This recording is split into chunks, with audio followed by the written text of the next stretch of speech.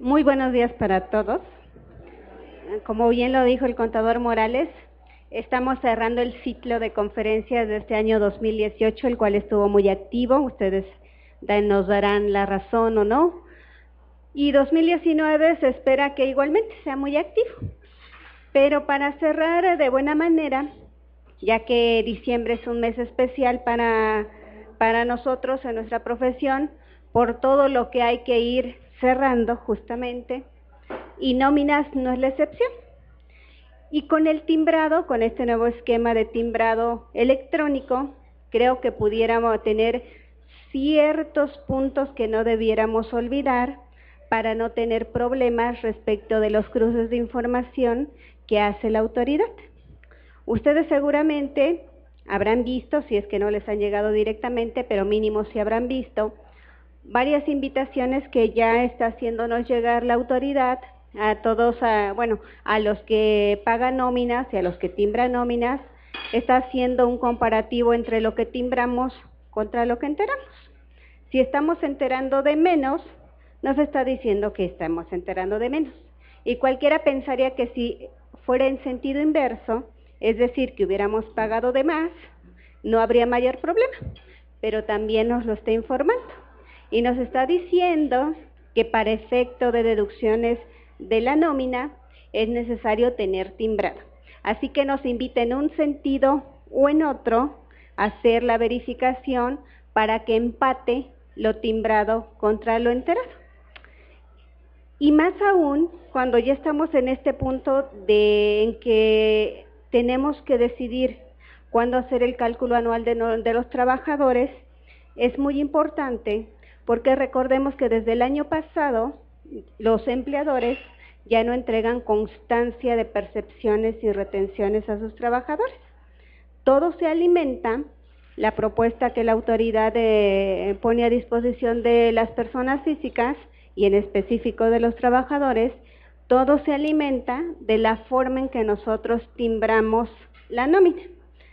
Y el ajuste anual o cálculo anual de impuestos sobre la renta de los trabajadores es una fuente más de información y además muy, muy importante para alimentar esa base de datos del SAT y que los trabajadores puedan hacer su cálculo anual de manera correcta.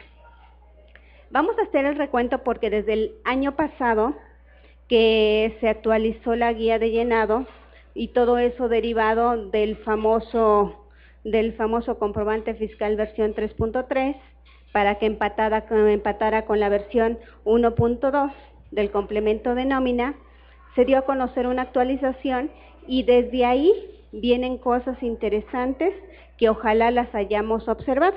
Y si no las hemos observado, creo que es el momento adecuado para que podamos hacer las cosas de manera correcta y no tengamos alguna diferencia que tener que aclarar con la autoridad. Y entonces comenzamos por lo básico, porque es importante estar repasando este cálculo anual, este cierre de nóminas, cuyo punto principal es el cálculo anual de impuestos sobre la renta de los trabajadores. Pues el punto fundamental es la deducción. Creo que todas las personas, todos los contribuyentes que pagan nómina, desean que su nómina sea deducible. Y para que la nómina sea deducible, hay una cantidad innumerable de requisitos, pero nos vamos a enfocar exclusivamente el concepto de nómina.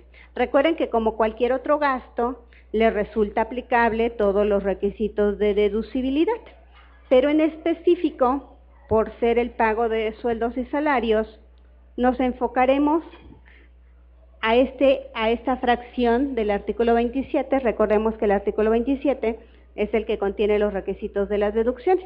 Verifiquen si en su material está bien la referencia, si no, háganme favor de cambiarla, es el 27, fracción quinta. Y es medular y es fundamental lo que nos comenta en este primer párrafo. Todos los empleadores, todas las personas obligadas a efectuar retenciones, deben de cumplir con las obligaciones en materia de retención y entero. Y derivado del cálculo anual de impuestos sobre la renta de los trabajadores, es altamente probable que resulte un impuesto a retener y a enterar. Nos vamos a enfocar cómo lo debemos de retener y cuándo lo debemos de enterar. Y complementando esta primera fracción, nos indica que tratándose exclusivamente, y va dirigido exclusivamente al capítulo 1 del título cuarto, es decir, sueldos y asimilados, se podrán deducir siempre que las erogaciones por estas remuneraciones, las retenciones, consten en comprobantes fiscales. Hoy en día sabemos que un comprobante fiscal equivale a un documento electrónico. El papel, y haciendo historia en mi mente cuando estaba preparando este material, no habíamos retomado este curso desde aquellos años en que existía el papel. Y ya después de ahí ya no lo volvimos a retomar. Y este es el momento conveniente porque creo que derivado de eso, de la transición del papel al electrónico, ¿sí recuerdan cuándo fue la transición de papel a documento electrónico, los recibos de nómina? Con la famosa reforma fiscal de 2014, en donde todo el escenario prácticamente cambió en muchos sentidos, pero fue el punto en donde todo lo que era papel se convirtió en archivo electrónico y nóminas no fue la excepción. A partir de 2014 nosotros hemos estado timbrando los recibos de nómina. Y entonces, en este caso, recuerdan que antes no era necesario. ¿Sí recuerdan? ¿Todavía recuerdan o ya se nos pasó a la historia? Cuando cada programa que nosotros teníamos implementado, ya sea por medios propios, ya sea comprado, era un documento de libre impresión. Cada quien lo diseñaba con sus propias necesidades, los cálculos eran responsabilidad de nosotros, obviamente vigilando los programas que utilizábamos, pero no había mayor complicación. La gran diferencia al día de hoy es que los programas que tenemos necesariamente, ahora sí con esta implementación del timbrado de nómina, tuvimos la necesidad de apegarnos a un programa que nos estuviera proveyendo un proveedor autorizado para que pudiéramos cumplir los requisitos de timbrado bajo las características técnicas establecidas por la autoridad y bajo, y esta es la parte delicada, bajo la configuración que hubieran tenido los desarrolladores que nos estén vendiendo este programa. Entonces, en la actualidad, para nuestra poca fortuna, no sé ustedes, pero al menos de mi parte, no empata mucho lo que coincidir lo que dice la ley contra lo que nos está dando el programa. O dos, es tan complicado su programación que muchas veces se nos pueden escapar detalles. O peor aún, los desarrolladores o los creadores de estos programas no necesariamente tienen los conocimientos como para darnos las opciones correctas y obtener los cálculos deseados a través de esos programas. Entonces, esa es la gran desventaja que tiene el contribuyente hoy en día. Si somos meticulosos o no tanto, simplemente precavidos, y verificamos lo que queremos obtener contra lo que nos está dando el programa, no necesariamente coincide en todos los casos. Entonces ese es el punto fino que muchas veces en los ejemplos que vamos a ver, ustedes ya quizás hasta ya ni se acuerdan cómo hacerlos, pero los vamos a hacer justamente para que ustedes tengan la forma de verificar que el programa está dando como resultado sea lo que debemos de estar obteniendo. Bueno, haciendo este recuento, después de este breve recuento de los comprobantes fiscales, y nos remite a que además de lo que ya hemos comentado, los empleadores deben de cumplir con las obligaciones del 99 y en específico con estas fracciones. ¿Cuáles serían estas fracciones? Nos pasamos a la siguiente lámina. En nuestra mente vamos a tener presente que el 99 es el artículo que establece las obligaciones de manera general, en específico para aquellos que pagan sueldos y salarios, además de todos los requisitos que ya que están establecidos en el 28. Y comenzamos a enunciar estas fracciones a las cuales nos remitió el 27. Uno, efectuar las retenciones, que eso es lo que vamos a determinar en este cierre anual. Calcular y retener. Y en específico, la fracción segunda, calcular el impuesto anual de las personas que le hubieran prestado servicios subordinados. Y aquí tenemos otra referencia que vamos a estar utilizando mucho en esta charla, el 97. El 97 es el artículo que en específico nos señala el procedimiento para realizar el cálculo anual. Expedir y entregar comprobantes, que ya vimos que son electrónicos. Y por último, inscribir a los trabajadores en el RFC. Y de hecho, eso es tan básico que si hoy en día no tenemos un RFC correcto, no podemos timbrar. Así que, aunque se nos olvide esta obligación, en la vida real no podríamos ni siquiera cumplir la fracción tercera si los trabajadores no están inscritos de manera correcta en la base de datos del Registro Federal de Contribuyentes. Ahora, en específico, nos remitimos ya al 99 y a la fracción segunda, que es la obligación del cálculo anual. Y este artículo 99 nos remite al 97, que ya comentamos que es el que nos especifica de manera particular cómo debemos de hacer el cálculo anual. Entonces, brincamos al 97. ¿Y por qué vamos a repasar esta fracción? Porque si bien es cierto que nos está obligando a hacer el cálculo anual, también es cierto que existen excepciones para no hacerlo. Entonces, el primer filtro que debemos de tener identificado es a quienes les debemos de hacer el cálculo anual. Y para tener este contraste, pues vamos a ver su contraparte, a quienes no les debemos de hacer el cálculo anual. Por diferencia, tendríamos que, si no estoy obligado a este grupo, al resto sí se lo tendría que hacer. ¿A quienes no les tengo que hacer el cálculo anual? A estos tres grupos de contribuyentes. Y que quizá ya los tenemos en nuestra memoria porque esto ya ha estado vigente durante mucho tiempo atrás. 1. Quienes hayan iniciado a prestar servicios con posterioridad al 1 de enero. 2 de enero ya se considera posterior. Muy bien. Generalmente, bueno, en la gran mayoría, aunque muchos establecimientos sí operan el 1 de enero, pero si empiezan contratando personal, generalmente empiezan el 2 de enero. Al ser el 2 de enero, ya estaríamos en esta excepción y nos estaríamos obligados a realizar el cálculo anual. O quienes hayan dejado de prestar sus servicios antes del 1 de diciembre. Hoy en día ya sabemos quiénes dejaron de prestar servicios. Sí, entonces es un buen momento para ir definiendo a quiénes le vamos a hacer el cálculo anual. Quienes obtengan ingresos anuales que excedan de 400,000 pesos. Eso ya lo recordamos perfectamente bien. Y la parte yo creo que más fina es la del inciso C. Quienes comuniquen por escrito al retenedor que presentarán su declaración anual. Y en contraparte, entonces debiéramos de ver los trabajadores que están obligados a presentar su declaración anual, porque ellos serían los principales interesados en comunicarnos por escrito que van a presentar su declaración anual y en consecuencia nosotros no realizárselo.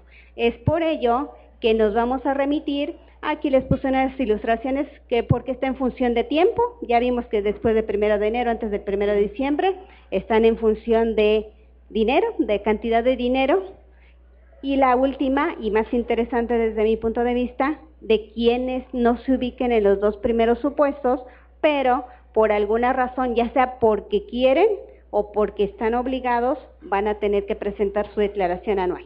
¿Quiénes son este grupo de personas que están obligados a presentar su declaración anual? Nos remitimos al 98, a la fracción tercera. Y este primer inciso es el que el empleador desconocería por completo si no se lo informara por escrito su trabajador. Si obtiene ingresos de otros capítulos, puede estar obteniendo ingresos por arrendamiento, puede estar obteniendo ingresos por intereses, puede estar obteniendo ingresos de cualquier tipo, pero si el trabajador no se lo comunica al empleador, el empleador, aún teniendo indicios o aún teniendo la certeza que posee, que obtiene otros ingresos, tendría que realizarle el cálculo anual. La condición es que le debe de presentar el famoso escrito para que el empleador no realice el cálculo anual. Segundo supuesto, pues el famoso escrito. Aquí empata con la lámina anterior, las obligaciones anteriores del empleador. Cuando le comunique, ya sea porque quiere o porque está obligado, entonces, aun cuando después se arrepienta, imagínense que hoy estoy entusiasmado porque me han dicho que la declaración de presentarla es muy fácil y le digo a mi empleador que no me realice el cálculo anual. Por ese hecho, por haberle avisado al empleador, aunque se arrepiente en enero y diga, ay, no, ya no quiero presentar, tendría la obligación de presentar su declaración, porque ya se comprometió por escrito y su empleador ya no le realizó o no le realizará el cálculo anual. Y aquí también otro supuesto en función de tiempo. Para los empleadores habíamos quedado que quienes hayan dejado de prestar servicios antes del 1 de diciembre no estaban obligados a realizar el cálculo anual. Aquí hay un diferencial de tiempo, porque para los trabajadores nos indica que cuando dejen de prestar servicios antes del 31 de diciembre. Entonces, ¿qué pasará si un trabajador al día de hoy está con nosotros? Hoy que es 11 de diciembre. Pero mañana, después de ir a la basílica, ya decide que ya no quiere trabajar y se va. El empleador, de acuerdo a lo que acabamos de ver en la lámina anterior, como no dejó de trabajar antes del 1 de diciembre, sí está obligado a realizar el cálculo anual. Pero ¿él qué pasaría? Está en este supuesto, dejó de presentar antes del 31 de diciembre, entonces aquí los dos estarían obligados. Es el supuesto en el cual las dos partes estarían teniendo la obligación, una de realizar el cálculo anual y el otro de presentar la declaración. En este pequeño lapso del 1 al 31 de diciembre. Micrófono, por favor. Por acá y por acá. Y mientras terminamos con las dos siguientes incisos. Aquellos que obtengan ingresos de una persona que no está obligada a realizarles retenciones. ¿Quiénes podrían ser estos? Quienes tengan fuente de riqueza ubicado en el extranjero o provenientes de personas no obligadas a efectuar las retenciones. Por eso también tendríamos que remitirnos al 96. Si la persona que me está pagando salarios no está obligado a retenerme, yo estaría obligado a presentar mi declaración anual para enterar el impuesto sobre la renta correspondiente. Y el último inciso, que empata perfectamente con la lámina anterior, igual, los 400,000 pesos. Entonces, quien tenga 400,000 pesos ya de antemano sabe, o más, ya sabe que tiene que presentar su declaración anual. ¿Tendría que presentar aviso? Ya ni siquiera aviso. O sea, el hecho de que ya exceda los 400,000 pesos ya le da la obligación al empleador de no realizar el cálculo anual. ¿Ya llegó el micrófono? Charlie, ¿nos prestan un micrófono, por favor? Ya lo trae Gaby aquí con la compañera.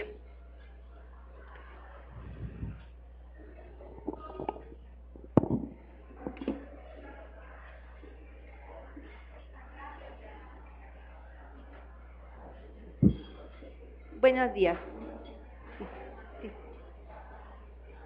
Sí, Rosita, tengo un caso de un empleado que trabajó hasta el mes de octubre. Por razones personales, él presentó su renuncia, se le hizo su liquidación, su finiquito, y fueron razones personales muy fuertes. Entonces regresa en el mes de diciembre y ya se va a quedar nuevamente laborando. O sea que no trabajó los 365 días. Entonces ahí yo tengo duda si procede que el patrón haga su cálculo anual por haber renunciado y volver a regresar. No volvió a trabajar. En teoría dice que no trabajó en ese periodo. Sí, y efectivamente no trabajó. Fueron razones personales muy fuertes. Ah, ok. Ajá. Sí, hasta ahorita, porque no sabemos después qué va a pasar, hasta ahorita sigue trabajando. Ya se va a quedar definitivamente, Ajá. sí. En este caso concreto, súper concreto, yo sí esperaría a ver qué pasa el 31 de diciembre, porque no sabemos si otra vez se va a retirar.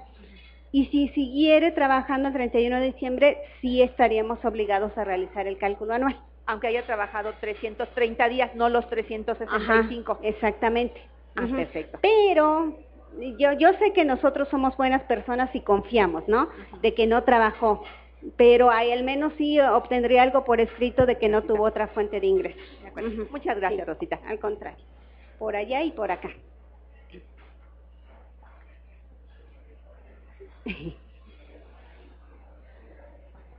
Dos preguntas, Rosita. Buenos días. Buen día. ¿El escrito hasta qué fecha tiene 31 de diciembre.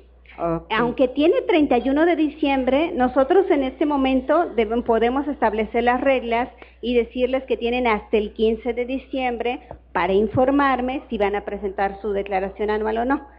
Hubo un año en el que dieron la facilidad las autoridades de que dijeron, puedes presentar tu declaración anual si tienes deducciones personales, Ajá. sin que hayas presentado el escrito. Aún sin haber presentado el escrito. ¿Eso fue una facilidad? Fue en resolución miscelánea. Y no se ha repetido, no se Este año sí está vigente, pero recuerden que 2019 va a ser un año especial.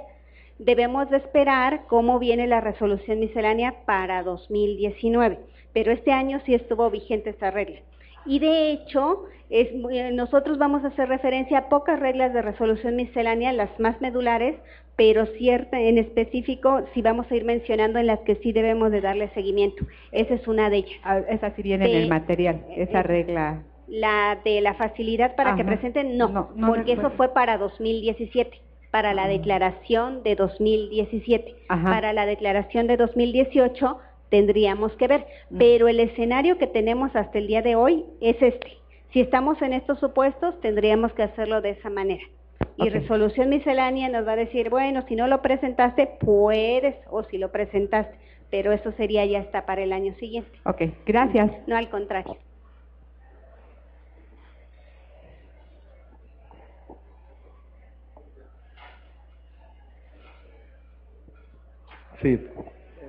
Sí, la duda que tengo es, si una empresa inicia su ejercicio, digamos, en abril, un ejercicio regular, y contrata personal, ¿tendría la obligación de hacer cálculo anual o no? No, porque todos iniciaron a laborar con posterioridad al 1 de enero, que fue en abril. Entonces ahí no tendría obligación de realizar el cálculo anual. Además sería también, ¿cuál sería la lógica? Imagínense que nosotros hacemos un cálculo anual acumulando ingresos de abril a diciembre, pero aplicando una tarifa anual. Podríamos originarle un saldo a favor de manera indebida. Entonces, en ese sentido, no tendríamos que realizar el cálculo anual. Y avisarles, en este caso específico, yo sí le avisaría, tomaría la precaución de decirle que dado que se trató de un ejercicio irregular, conforme a las disposiciones establecidas en este artículo, en el artículo 97, en la fracción A, en el inciso A, estarían obligados a realizar su cálculo anual al no existir la obligación para el empleador de realizarles el ajuste anual. Algo así más o menos, aunque sea por correo electrónico, pero para que estén conscientes los trabajadores de la situación en particular. Gracias. Al contrario. Bueno, y entonces nos ubicamos, nos regresamos a esta lámina y en específico al inciso C, porque nada más comentamos que cuando dejen de prestar servicios antes del 31 de diciembre, pero hay otra situación también particular. Si presentan servicios a dos o a más empleadores en forma simultánea, también están obligados a presentar su declaración anual. ¿Y cómo lo podría saber el empleador? El empleador pudiera tener indicios de que tiene otro trabajo, ¿verdad? Porque se sale exactamente a la hora, porque llega tarde, todas esas cosas. Pero no podemos dar por hecho lo que nosotros creemos saber.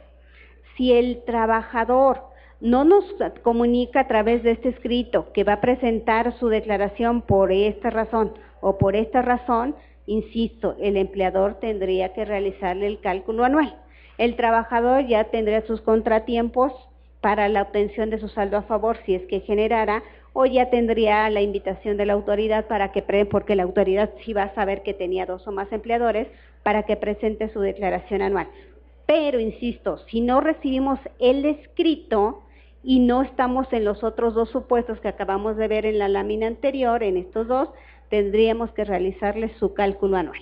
Pero bueno, enfocándonos en esta fracción, en este inciso, afortunadamente el 182 flexibiliza la situación para este tipo de trabajadores. Dice, perfecto, sí, ya te dije que en los términos del 98 tendrías la obligación de presentar tu declaración anual, pero flexibilizo la situación a través de este artículo y te comento que si todos tus ingresos provinieron nada más de salarios, es decir, no tienes ningún otro, 2, no exceden de 400,000 pesos y no fue de manera simultánea, puedes no presentar tu declaración anual. Entonces ustedes, y se los pongo en pantalla para que ustedes puedan también tener el escenario cuando aquellas personas a las cuales les está llegando la invitación para presentar su declaración anual de salarios, sepan si sí estarían obligadas o no. Muchas de ellas simplemente no obtuvieron ingreso, obtuvieron nada más puro salario, nada más. Dejaron de trabajar antes del 31 de diciembre. También le están llegando invitaciones. Pero si cumple con esto, no tuvieron ingresos simultáneos de 2 empleadores. O no porque no es excluyente, son las tres condiciones. Y sus ingresos no excedieron de 400,000 pesos, simplemente no estarían obligados a presentar su declaración anual. Hay otros casos en los que sí están obligados, por eso ustedes evalúen el caso específico. Y seguimos avanzando. Aquí ya vamos a ir aterrizando en puntos muy medulares. Si bien es cierto que hasta este momento hemos visto que el empleador está obligado a realizar el cálculo anual, ya vimos en qué casos no lo tendría que realizar, la pregunta del $1,000,000 es ¿cuándo tenemos que realizar ese cálculo? Y es la pregunta del $1,000,000 porque no está establecido en ninguna disposición. Nosotros, a través de la historia, hemos inferido que puede ser a partir de este momento, a partir de diciembre. ¿Por qué? Por todas las disposiciones que vamos a ver en su conjunto a partir de este momento, a partir de esta lámina, perdón. Bueno, antes de entrar al momento, vamos a analizar justo lo que nos preguntaban, ¿cuándo está obligado a presentar el aviso de los trabajadores al empleador para que no realicen su cálculo anual?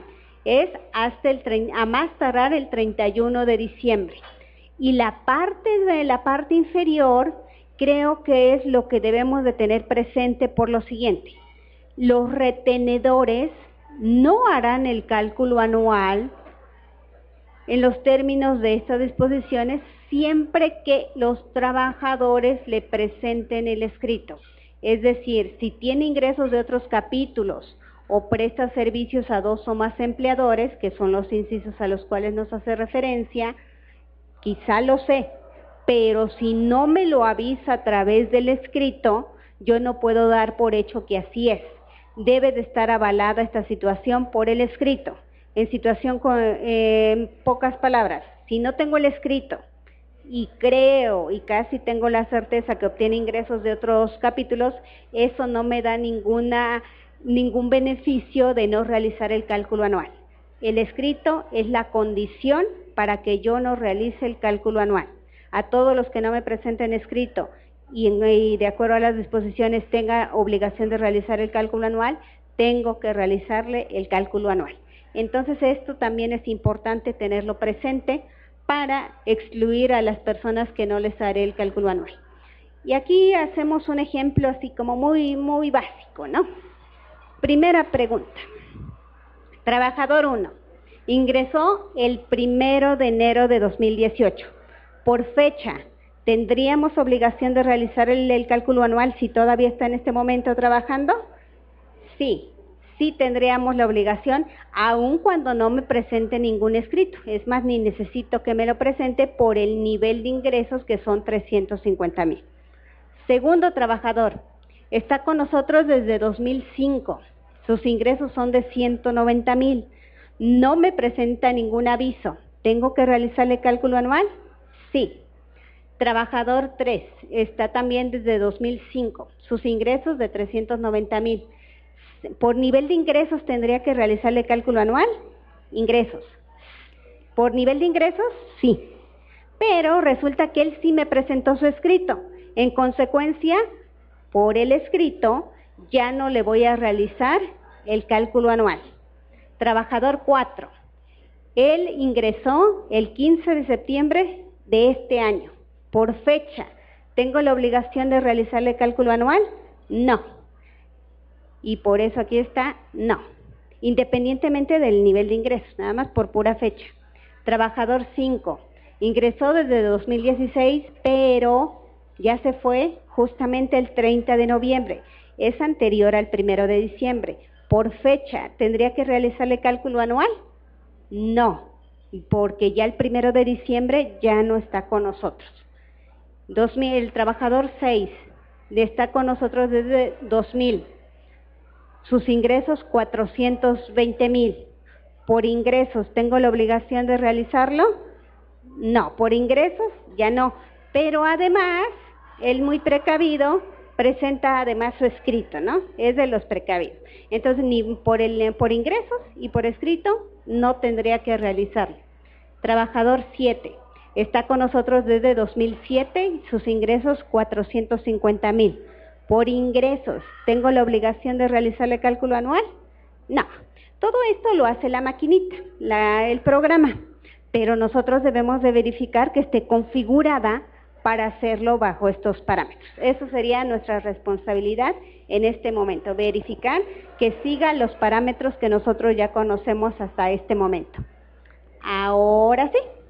El momento de realizar este famoso ajuste anual de ISR de trabajadores. El artículo, y otra vez nuestro punto de partida es el 99, que nos obliga a realizar el cálculo anual, pero nos remite al 97, que ya nos empieza a hacer precisiones. La diferencia que resulte a cargo, o sea, ya está dando una posibilidad que obtengamos del cálculo anual un impuesto a retener, un impuesto a cargo, se enterará a más tardar en febrero. Y es todo lo que nos dice, que debemos de enterarlo en febrero, pero no nos indica, debes de realizarlo en diciembre, o en enero, o en febrero. Por interpretación armónica de todas las disposiciones, sabemos que lo podemos hacer desde este momento, que es diciembre. Y a más tardar, eso sí tenemos una fecha límite, a más tardar tendríamos que estarlo enterando en el mes de febrero. Segunda precisión, la diferencia que resulte a favor, es decir, ya nos está dando otro escenario, puede ser a cargo o a favor.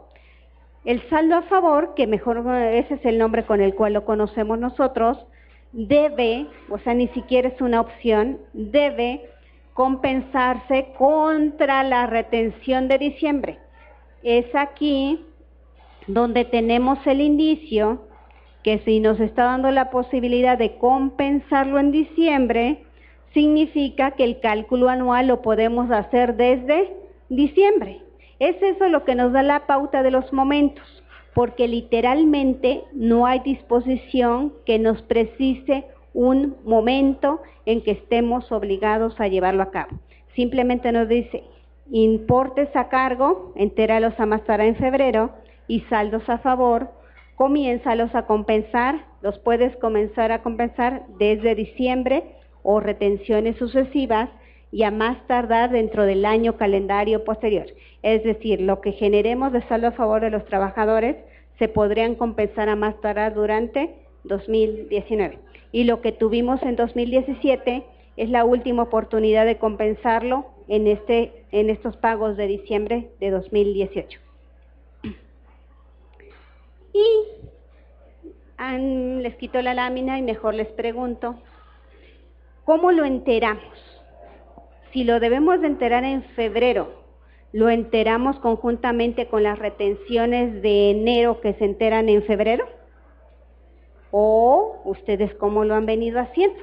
Porque todavía hasta hace tiempo, hasta antes de la nueva plataforma de declaraciones y pagos, algunos tenían la costumbre de acumularlo con lo de enero y enterarlo en febrero. Pero ¿cuál es la fecha de vencimiento del entero de las retenciones de enero?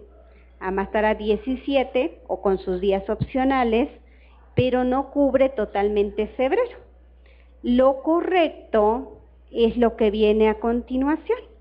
Si nosotros ingresamos a la plataforma de declaraciones, elegimos la periodicidad que sea del ejercicio, el ejercicio que vamos a enterar que es 2018, el periodo va a coincidir con del ejercicio, se nos despliegan varias posibilidades. Lo que nos interesa en este momento, no lo busque, no viene en su material. Eso fue sorpresa, ¿sí? No se me inquieten. Nada más lo incorporé para que si existía alguna duda, ustedes en este momento se les aclare. La forma de enterarlo no es de manera mensual, es anotando que se trata de un periodo del ejercicio, que el periodo aquí, si aquí hubiéramos escogido que son mensuales, recuerden que aquí se despliega, pues dime de cuál mes, ¿no? Y de enero a diciembre. Pero como estamos eligiendo del ejercicio, aquí simplemente se habilita el equivalente. Y vean la fecha de vencimiento. ¿Qué fecha nos está dando? 28, es decir, todo el mes. Aquí sí es congruente con lo que venimos viendo. Si tenemos febrero, no dice un día en específico, si tenemos febrero para enterarlo, nos está dando fecha de vencimiento el último día de febrero. Entonces, una vez aclarado cómo se tiene que enterar, no se entera con lo de enero. Es una declaración específica para el entero de las retenciones derivadas del cálculo anual que estamos analizando en este momento. Y pasamos a esta lámina que no es más que un concentrado de todo lo que viene en el capítulo de sueldos y salarios y del título de personas físicas, pero aplicable exclusivamente a sueldos y salarios. Y vamos a analizarlo porque esto en teoría es lo que debiera de estar haciendo el programa que tengamos o el programa que nosotros hayamos diseñado para efecto de verificar que todo se esté haciendo de manera correcta. Primero partimos de la totalidad de ingresos. Recordemos que ingreso, de manera general, no es que lo define alguna ley fiscal, pero ingreso es toda modificación positiva en el patrimonio de una persona. Todo aquello que modifique nuestro patrimonio hacia arriba, eso es ingreso. Para efecto de salarios no es la excepción. Pero en el capítulo de salarios hay conceptos que los define como que para efectos fiscales ni siquiera lo vamos a considerar como ingresos. ¿Cuáles son? Los que nos indica el 94, el último párrafo que vamos a ver en la siguiente lámina. Y entonces sí ya tendríamos lo que para efectos fiscales son ingresos fiscales. Después le restamos los ingresos exentos, que todos los ingresos exentos para personas físicas están definidos en el artículo 93. En las primeras fracciones se concentra a sueldos y salarios. Todo lo que resulte aplicable del 93 y que nosotros estemos pagando, aquí entraría ingresos exentos, menos el impuesto local, que prácticamente su efecto no es ninguno en estos momentos. Pero bueno, así está establecido en la ley. Y ahora sí tendríamos una base gravable o lo que conocemos para base para aplicación de la tarifa. Para efecto de cálculo anual, utilizaríamos la tarifa del 152. Aplicamos la tarifa y obtenemos un impuesto sobre la renta. Y aquí viene una parte importante. Desde hace algunos años, que ya no existe tabla anual de subsidio al empleo, nosotros tenemos la obligación de ir llevando una suma particular por cada trabajador de todas aquellas cantidades de subsidio al empleo que le hemos venido restando en sus cálculos. Y esta suma, ese acumulado, es la que se resta del impuesto sobre la renta del artículo 152. ¿Y por qué les comento esto? Esto ténganlo presente, por favor, porque ese es uno de los cambios particulares que hay en la guía de llenado y el llenado en sí del complemento de nómina para 2019. Esta parte, ténganla presente, esta. Bueno, ahora, de esta diferencia se pueden dar varios resultados, varias combinaciones. Cuando el impuesto sobre la renta es mayor que esta suma del subsidio para el empleo, tendríamos un impuesto sobre la renta a cargo. De este impuesto sobre la renta a cargo, tendríamos que restarle las retenciones de ISR que le realicé durante el año. Y de aquí se pueden dar dos resultados más. O hay una diferencia todavía a retener, un impuesto sobre la renta a cargo, o un saldo a favor cuando las retenciones superen al impuesto anual.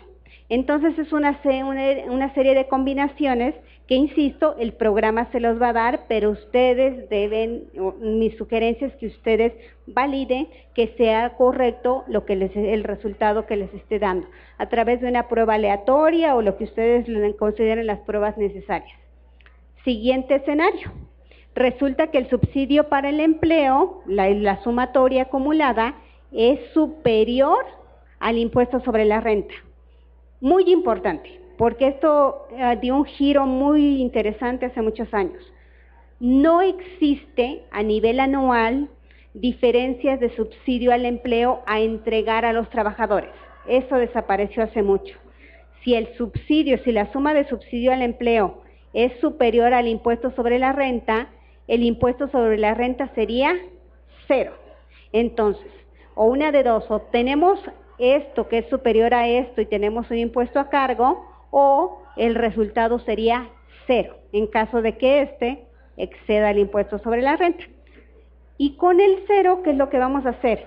Vamos a verificar si le realizamos retenciones durante el ejercicio, en cuyo caso las retenciones se convierten en un saldo a favor. Entonces es una serie de combinaciones, las combinaciones que podemos tener en el momento en que el programa, y nosotros, insisto, validemos que está teniendo resultados correctos. Y después de estas combinaciones, este es el esquema general. Ahora sí vamos a situaciones particulares. ¿Tienes el micrófono? Hay que te lo presten mientras yo me pongo la chamarra, porque no sé ustedes, pero yo sigo sintiendo frío.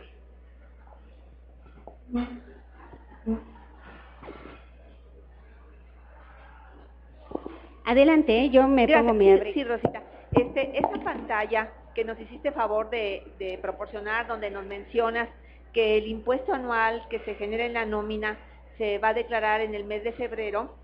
¿Qué sucede, Rosita, si se entera junto con todas las retenciones normales de ISPT, porque hay empleados que tienen ajuste anual y otros que se les hace su cálculo mensual? Si se entera todo en diciembre, Rosita, la nómina se timbra y se cierra y aparece la nómina, y ese impuesto global se entera como salarios normales. Vamos a regresar aquí. Estas palabras son interesantes. Se enterará a más tardar. No quiere decir que sea obligatoriamente en esa declaración.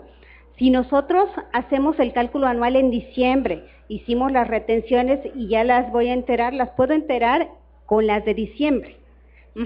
Pero si lo hacemos al año siguiente, ese es el punto fino, si lo hacemos al año siguiente, no tendría caso enterarlas conjuntamente con las de enero.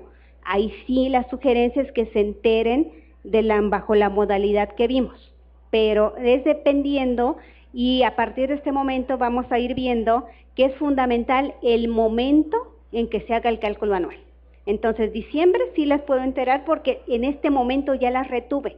Entonces no puedo quedarme con esas retenciones, las entero. Todo junto, ¿de acuerdo? Sí. Muchas gracias, Rosita. No, al contrario. Por allá, por favor. Rosita, si no se puede meter una complementaria de diciembre, el pago del ISR que se quede en contra del trabajador. O sea, en el caso contrario, o sea, sí lo hiciste en diciembre las retenciones, pero no las enteraste en diciembre. No, o si las alcancé todavía a retener en diciembre, puede hacer una complementaria del mes de diciembre. No, yo no haría complementaria, le enteraría conjuntamente con las de diciembre. ¿O por qué? ¿Tú cuál? Porque ya en enero no las presenté, me alcancé a pasar el tiempo en diciembre las retuve. Ajá. El 17 tuve que haberlas pagado, se me pasó. ¿Puedo hacer una complementaria del mes de diciembre? A ver. De ese ISR que no pagué. Sí, ya entendí. Yo creo que aquí hay que verlo de manera simultánea con la forma en cómo timbramos la nómina. Recuerden que el cruce que está haciendo la autoridad es lo que timbramos contra lo que enteramos. Si nosotros ya lo timbramos como impuesto sobre la renta con la clave 002, la autoridad va a tener reconocida una diferencia que no le enteraste. En consecuencia, ahí sí sería recomendable presentar una complementaria. Pero como todavía no termina diciembre, que no se nos olvide mejor enterarlos. Vamos a enterarlo con lo de diciembre en enero. Pero le decía, no alcanzo a enterarlas en enero. Yo las retuve, a lo mejor me tardé y no las pude, se me pasó el tiempo. Ajá. Yo decía bueno, que tú ya estás proyectando que en enero no las vas a enterar. No, ajá. No. Hasta en febrero podía hacer yo una complementaria de diciembre. Exacto, pero recuerda que la autoridad ya está muy veloz en estar detectando diferencias. Bueno, pero al menos tenerlas pagadas. Sería el riesgo del cruce. Ok, gracias. Por acá, por favor, y no sé quién más, si alguien más levantó la mano. Entonces, Ana, mientras llega el micrófono, recordemos que el artículo, ya vimos el esquema general, total de ingresos. Para efecto del capítulo de sueldos y salarios, ¿qué significa total de ingresos? Los ingresos abarcan salarios, que es lo básico. Los salarios, recordemos que desde una definición de la Ley Federal de Trabajo, es todo aquello que se le paga al trabajador, pagado por el empleador, por su trabajo. Pero también en este capítulo, todo lo que derive de esa relación laboral, aunque no sea de su trabajo, por ejemplo, aguinaldo, prima vacacional, prima dominical, está incluido en el 94. La PTU, que no tiene nada que ver directamente con el trabajo, está en función de las utilidades de la empresa, también está incluido en el 94. Y todo lo que se derive de la terminación de una relación laboral, que tampoco va en función del trabajo, sino más bien de haber dejado ya de trabajar, también está incluido en el 94. Concretando, todos estos rubros se consideran ingresos del capítulo de sueldos y salarios. Por favor. Sí, Rosita, buenos días. Hola, buen día. Lo de que mencionaste de que se debe de deducir o restar el subsidio es de todo el año. De todo el año. Es el que le correspondió, no el que se le pagó. Exacto, es el que le correspondió conforme a la tabla. Tenemos que sumar los 12 meses. Tenemos que llevar nuestro concentrado. Y eso ya restarlo. Ok. Y de la otra, de las invitaciones que están llegando donde se está pagando, por ejemplo, en mi caso, yo pagué de más, como 20 pesos de ISPT, y me llegó una invitación del SAT donde dice que sí tenía $1 y le pagué le pagué 2, o tenía más bien 1.50 y le pagué 2, y luego tenía 1.40 y le pagué 1, o sea, lo voy cerrando a la unidad siguiente, y al final le pagué como 20 pesos de más, y sin embargo me llegó que tengo pagado de más. ¿Ahí qué debo de hacer? ¿Hacer uno por cada mes? No, porque me yo dijeron, no haría nada. Pues fui a Hacienda y me dijeron, al SAT, y me dijeron que tengo que hacer una aclaración donde les pagué de más en todos los meses. Entonces no sé, la verdad me pareció muy absurdo, pero porque me van a multar por pagarles de más, está medio raro, ¿no? No, no te van a multar. No te podrían multar en tanto nosotros comprobemos que estamos pagando de más por diferencia, los 20 pesos, ya le pagamos de más. ¿Pero sí se hace la aclaración o lo dejo así? Esa es una invitación. Sí. Si me preguntas a mí, como yo ya verifiqué que está bien, o sea, si te pagué 20 pesos de más, yo no haría nada hasta en tanto que ya existiera algo ya más formal, porque es una invitación. Tú ya fuiste a tratar de aclararla, ya te dijeron que presentes la aclaración. Es su sugerencia, tú sabrás. O sea, yo no le vería mayor sentido por 20 pesos. Ya nomás sería como informativo, para que vean que ya estoy enterado y decirles que son 20 diferencias por cierre de cifras. Y ya. Okay. Sí, pero complementarias esas cosas no, ¿eh? No ameritaría por 20 pesos. Okay. No, y son 20 pesos acumulados de enero a noviembre. Imagínate una por un periodo, no. Se agotan las complementarias y recordemos que tenemos un número limitado de complementarias, ¿eh? Tampoco podemos usarlas de manera indiscriminada. Pero es bueno saber cuál es la posición de la autoridad. Gracias. Gracias por compartirlo. Ahora, ¿recuerdan que yo les comenté que había un rubro de no ingresos fiscales en la lámina 10 que acabamos de pasar? Pues el 94 nos define cuáles son esos ingresos en bienes y por qué nos estamos enfocando en bienes si se supone que todo debiera de ser efectivo. Porque recordemos, vamos a ver de una vez la lámina siguiente, que el 90, que no está dentro del capítulo de salarios, el 90 es aplicable a todas las personas físicas, el 90 nos indica que se considera ingreso todo lo que se percibe en efectivo, en bienes. Por eso la lámina anterior se está concentrando en bienes, todo aquello devengado cuando sí lo especifique el título, en crédito, en servicios o de cualquier otro tipo.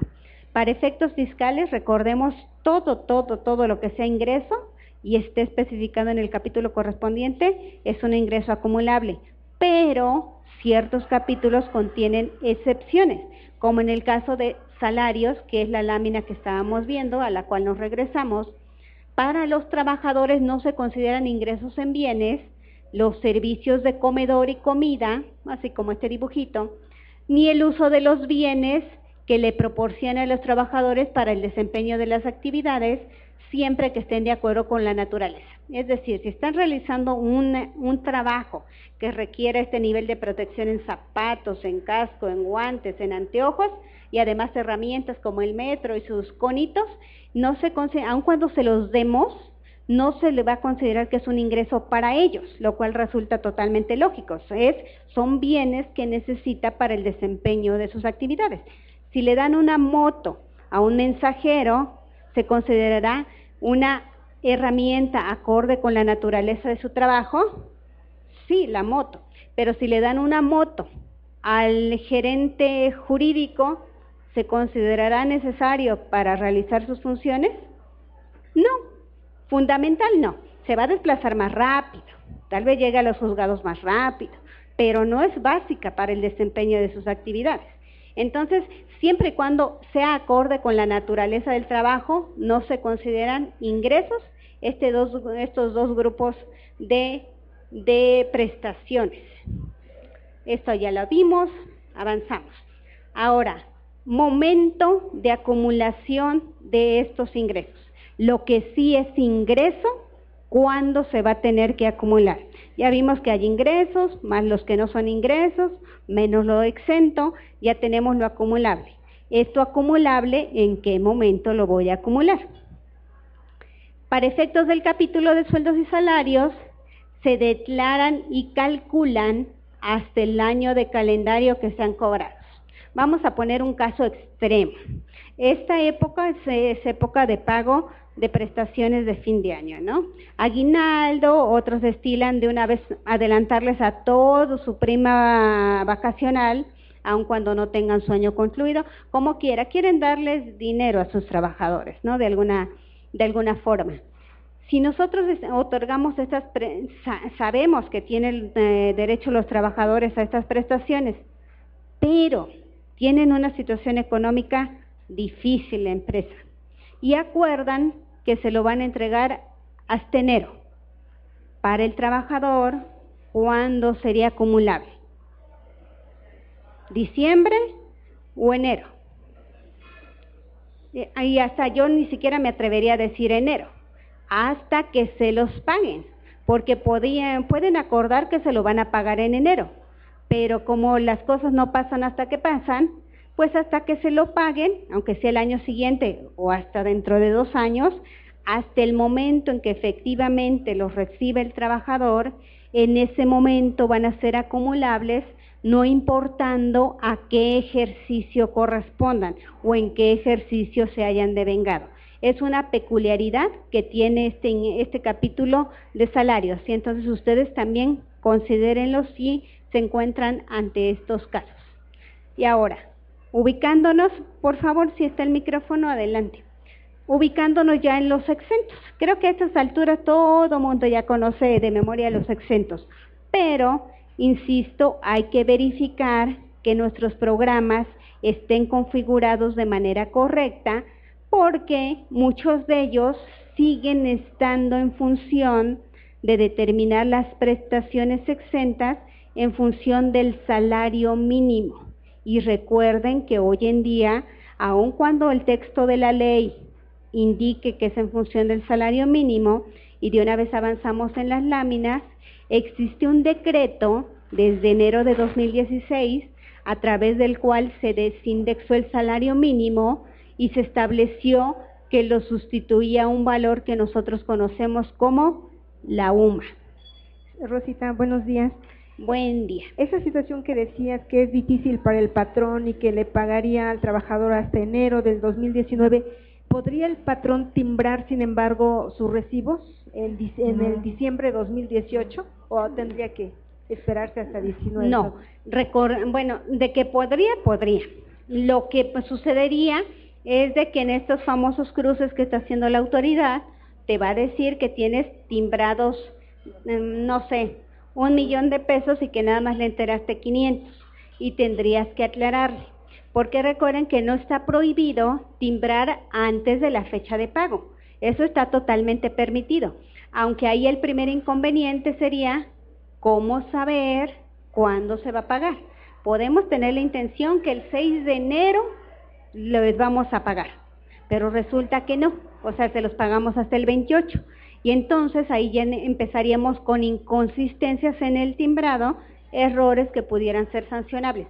Sí se puede, pero nos ocasionaría más situaciones complicadas que aclarar. Okay, pero no está prohibido, ¿eh? Por acá, por favor, de este lado. Bueno, nada más para cerrar el tema de la UMA, aun cuando de manera oficial no se ha pronunciado la autoridad respecto de la UMA en lugar del salario mínimo, a través del módulo de preguntas frecuentes de 2016, ya hoy en día es más difícil ubicar esos módulos. Recuerden que el portal cambió y la información quedó totalmente, yo le llamaría oculta.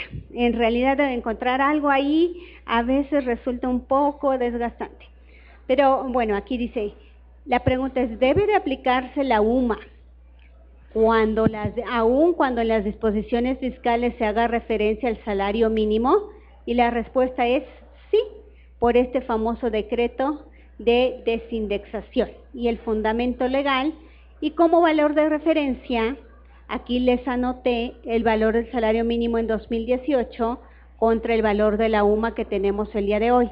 Recuerden también de que la UMA se actualiza, aun cuando se publique en enero, no pueden utilizar ese valor en enero. El valor que se publique en enero lo vamos a utilizar hasta febrero, de manera tal que en 2018 tenemos 2 valores de la UMA. Si nosotros pagamos en este supuesto de que pagaron las prestaciones del año pasado hasta el siguiente, si fue este caso, el valor que tendríamos para determinar los importes exentos en enero sería 75.49, pero si los estamos pagando el día de hoy, sería 80.60. Y viéndolo fríamente en términos numéricos, para el trabajador, ¿qué resulta más benéfico en los términos para cuantificar las exenciones? ¿La UMA o el salario mínimo? Hubiera sido más atractivo que se siguiera cuantificando las exenciones en función del salario mínimo, porque la exención sería mayor, la base menor y el impuesto menor. Pero no es lo que nos guste, es lo que es. Entonces hoy en día se cuantifican con el valor de la UMA, que es 80.60 en este mes de diciembre. Por favor. Sí, Rosita. A mí me llegó una invitación por diferencias, pero en retención de honorarios. Mi pregunta es, ¿con hacer la aclaración sería suficiente? Depende. ¿Qué es lo que hay algo que corregir o no? Sí, me dice que lo que pasa es que las facturas de diciembre, o sea, las facturas por honorarios se hicieron en enero, como por el día 6-7 porque hubo problemas en la página y eso, de enero. O sea, de 18, ingresos de un año se timbraron en el siguiente. En el siguiente. ¿Y te están invitando por diciembre o por enero? Por enero, que no los cubren. Ahí sí hay que aclarar. A diferencia de los 20 pesos que sí, no hay ningún perjuicio para la autoridad. Yo los apliqué en diciembre con el pago. Exacto. Y se facturaron en enero. Ahí yo sí creo prudente aclarar. Ahí sí. Y como es invitación, con la aclaración sería más. Ahí sí puede escalar a otro nivel, ¿eh? Por los 20 pesos no va a escalar a otro nivel, en este caso sí. Ok. Ajá, ahí sí yo sí aclararía. Muy amable. Y esto que nos sirva de experiencia de no esperarnos a final del 31 de diciembre, antes de irnos a la reunión, estar ahí timbrando nuestros recibos. No, hay que hacerlo con tiempo para no tener este tipo de escenarios. Y además para no echar a perder nuestros festejos, ¿no? Hay que concentrarnos, aunque sea una vez al año, a disfrutar de las festividades. Nos regresamos a este resumen de los exentos. Como les comentaba, los exentos están establecidos en el 93. Nada más así de manera enunciativa para que no nos desviemos mucho.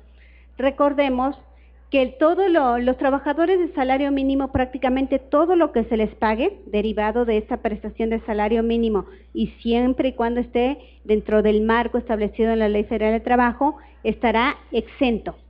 Tiempo extra se divide en dos grupos, para los de salario mínimo y para el resto de los trabajadores. Para los de salario mínimo tiene hasta el límite establecido por la Ley Federal de Trabajo. No se les olvide tampoco, en serio, la sugerencia es no confiar ciegamente en el funcionamiento de los programas.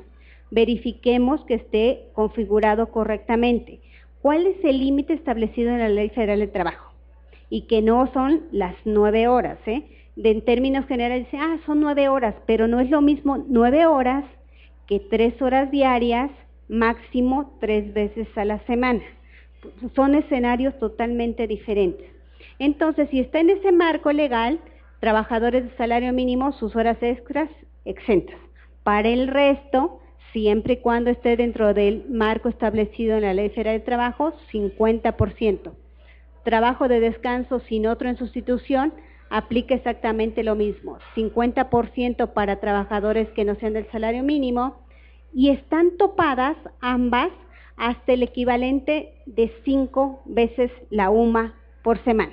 Recordemos que aun cuando aquí diga salario mínimo, nosotros debemos en nuestro cerebro cambiarle por UMA, por lo que acabamos de ver. Gratificaciones 30 veces la UMA, prima vacacional y PTU 15 veces la UMA, y primas dominicales hasta 1 UMA por cada domingo laborado. Ejemplo de las horas extras. Por favor, allá, micrófono. Para que verifiquen la configuración de sus horas extras. Aquí tenemos una persona que el lunes, martes y miércoles estuvo bien trabajador. El lunes 5 horas, martes 4, miércoles 3.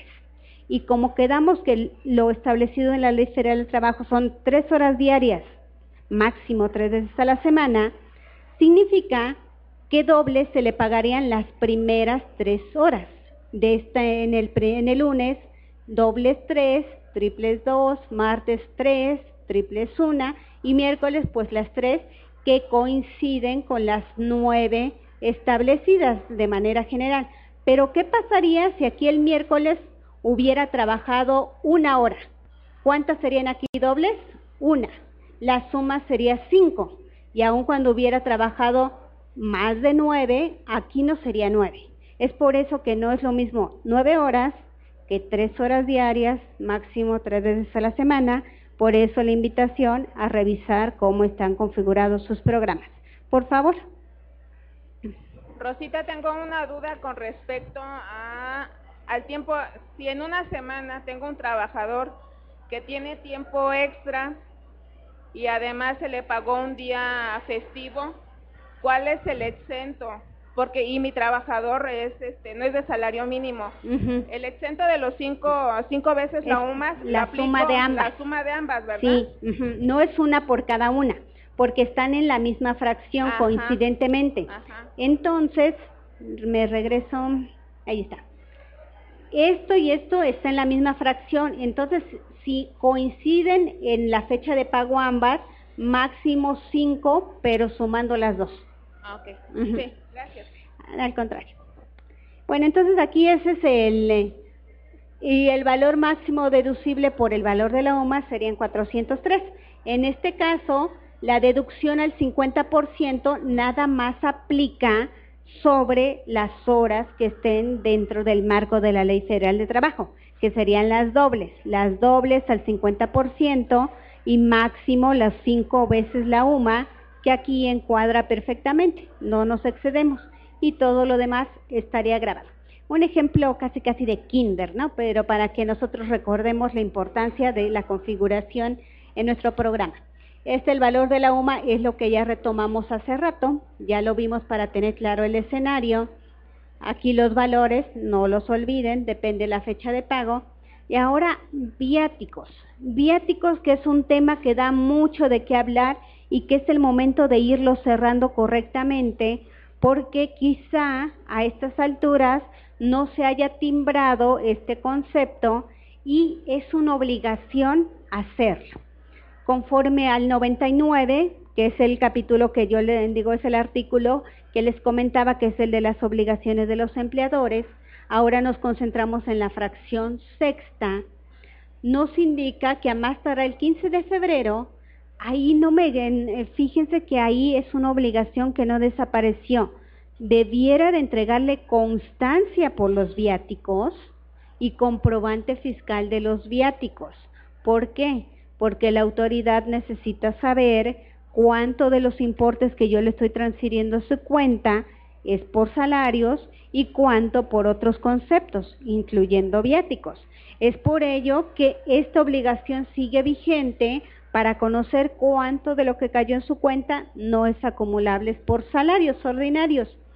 Afortunadamente, la regla de resolución miscelánea que aparece, la 2753, remitiéndonos al 93, que es de los exentos, 99, que es esto lo que estamos viendo, y 52, en donde se establece una facilidad especial para la comprobación de viáticos, nos indica que se puede dar por cumplida esta obligación de entrega de constancias cuando en tiempo y forma a los trabajadores se les incluye estos conceptos en el comprobante fiscal que esté obligado a expedir el empleador.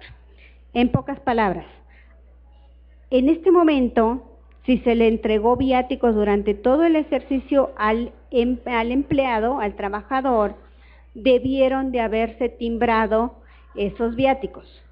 Si no se le hizo, que esta parte es fundamental, tiempo y forma, a nivel anual, los empleadores tendrían la obligación de entregarle una constancia y el comprobante fiscal.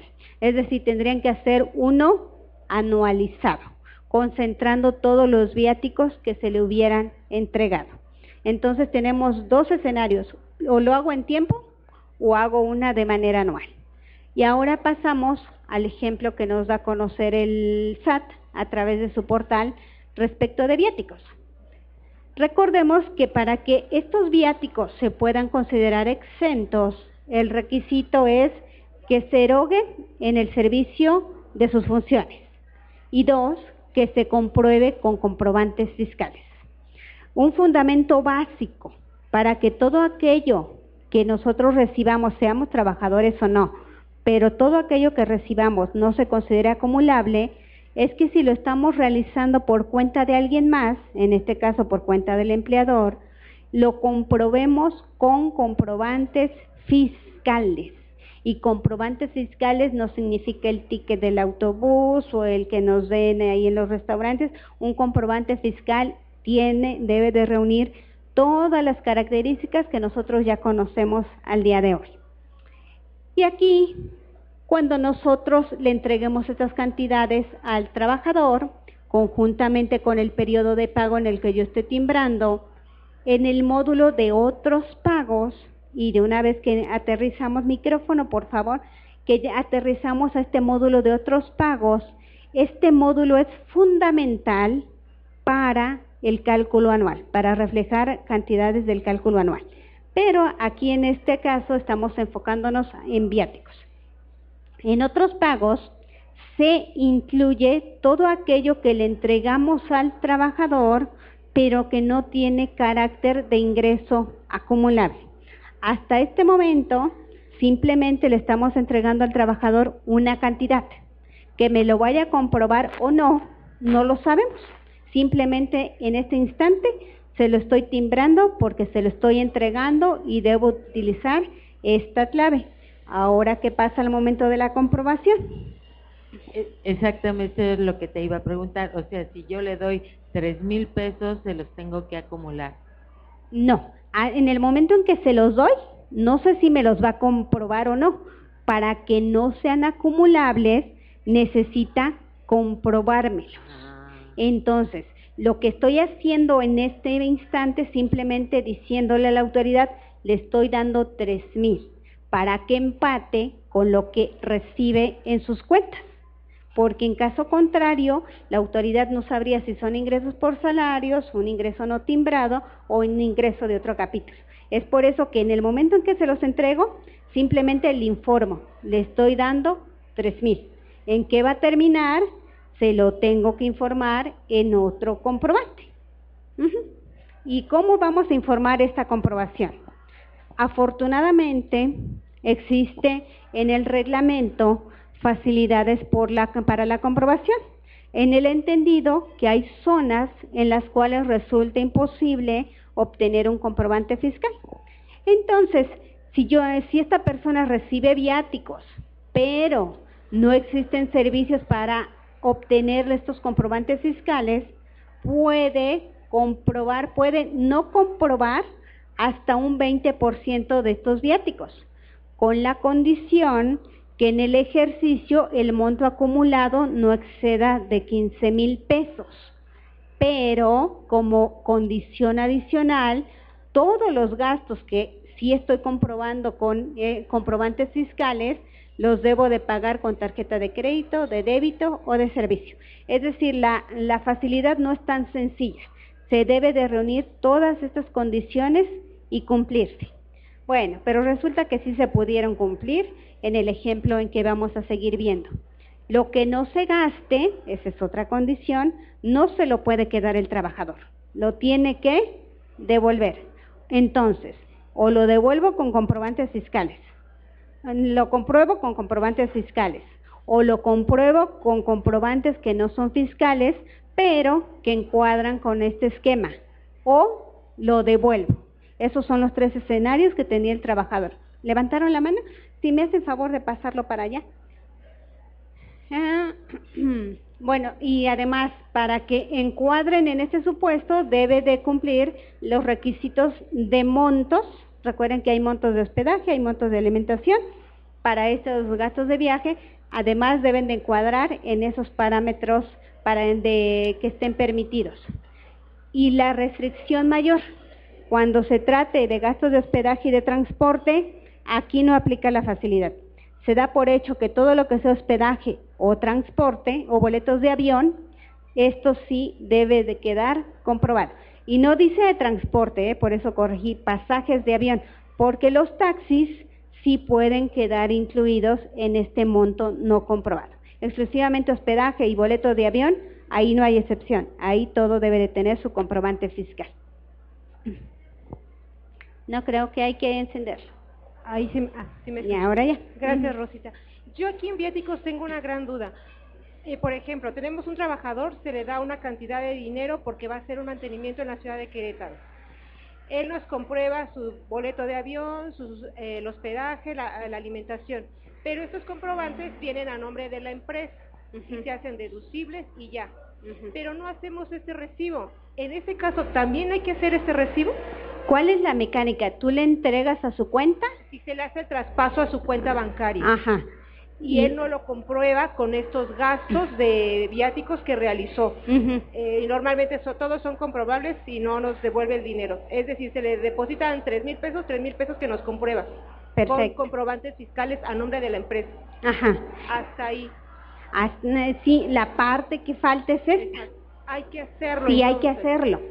Sí, y esto es novedoso, por así llamarlo, desde que existe el comprobante fiscal, porque la autoridad lo que está buscando a través de esta modalidad es de que todo aquello que entre a su cuenta debe de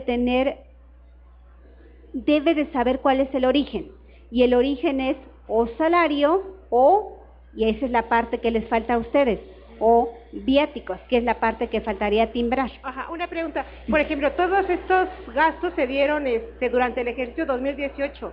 ¿Podría ser ahorita en diciembre un recibo que tenga todo esto? Yo lo haría. Sí, yo lo haría. Puede ser uno en global o hacer los 12 a lo mejor. Depende. O sea, es uno por mes todo el tiempo. Sí.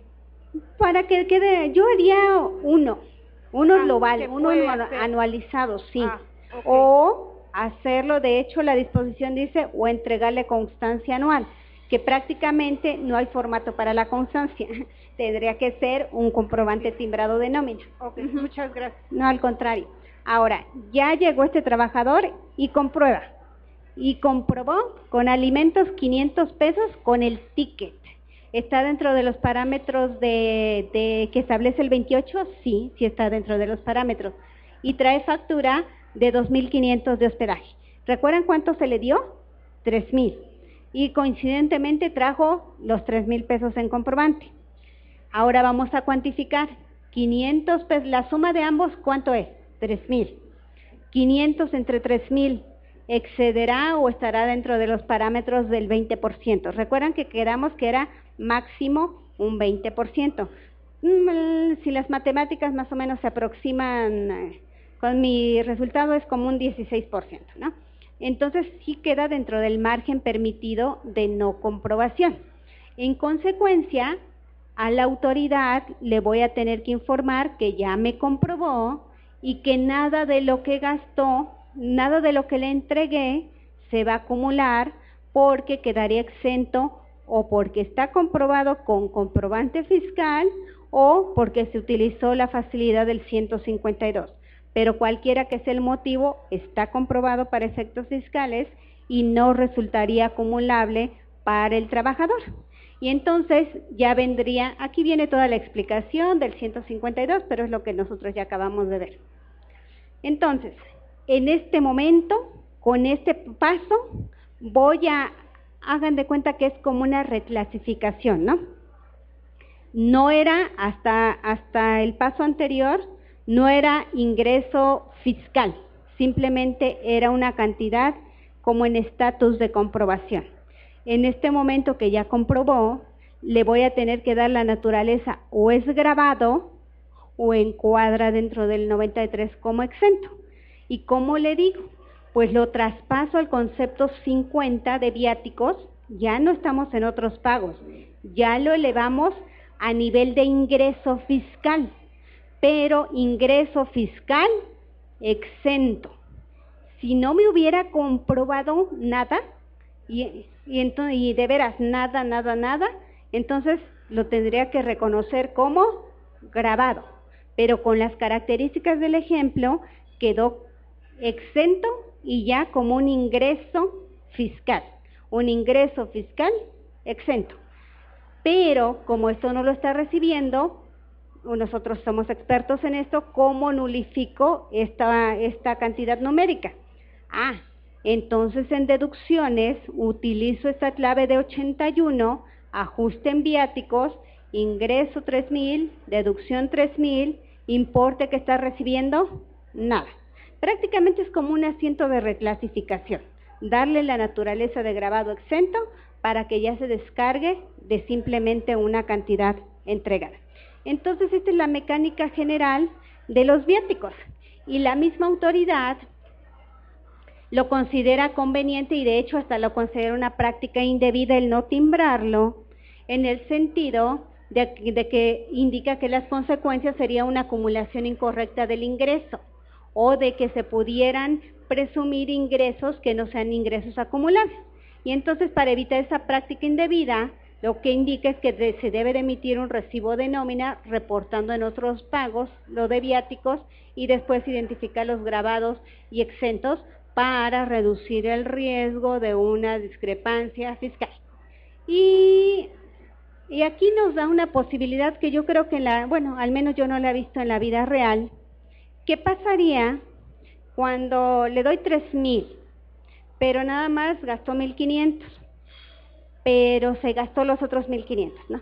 Y entonces dice, bueno, pero después mejor descuéntamelos, no te voy a reembolsar, ve descontándomelo vía nómina. En este caso, la autoridad dice que esas deducciones las voy a considerar con el tipo 004, pero en realidad, para efectos fiscales, yo voy a descargarle los 3,000, porque finalmente, y eso es una negociación interna, le descargo los 3,000, pero internamente reconozco que tiene una deuda de 1,500 conmigo, la cual le voy a ir descontando en cómodos pagos a través de esta deducción. En la vida real, le insisto, yo no lo he visto, o lo comprueban o no lo comprueban, reembolsan o no lo reembolsan. ¿Tienes el micrófono por ahí?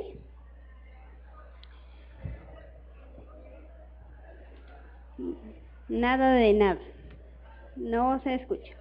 Bueno, ahora sí. Rosita, tengo otra duda con respecto a si lo que yo tengo en la empresa son viáticos o no. Tengo un trabajador que tiene gastos de transportación, de hospedaje, alimentación, ya sea nacional o en el extranjero, pero nosotros no le depositamos una cantidad cuando va a viajar, sino que esta persona paga sus gastos con su tarjeta de crédito y ya cuando regresa nosotros le reembolsamos esos importes. Entonces yo tengo la duda ahorita si son viáticos o son reembolsos de gastos, y como reembolso de gastos lo tengo que timbrar también en el concepto de otros pagos como dato informativo en el CFDI. ¿Cómo lo gasta? ¿A qué se refiere como cómo lo gasta? A ver, yo voy a hacer, yo por cuenta de alguien más voy y lo pago con mi tarjeta, sí, o me dio una tarjeta a la empresa.